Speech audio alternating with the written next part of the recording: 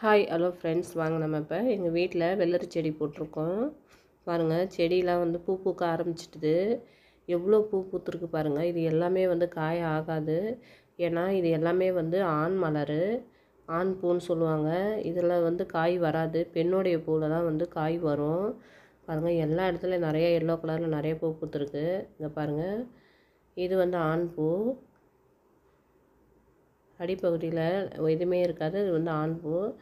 இதுவும் ஆண் பூ தான். பெண் பூ வந்து எப்படி இருக்குன்னு காட்டுறேன் பாருங்கள். அதனுடைய அடிப்பகுதியில் அந்த வெள்ளரி பிஞ்சோடைய அந்த காய் வந்து கொஞ்சம் வந்தபடி இருக்கும் பாருங்கள். இதுதான் பெண் பூ. இது மட்டும்தான் நமக்கு வந்து காயாகும். மற்றதெல்லாம் வந்து பூ வந்து கீழே கொட்டிடும்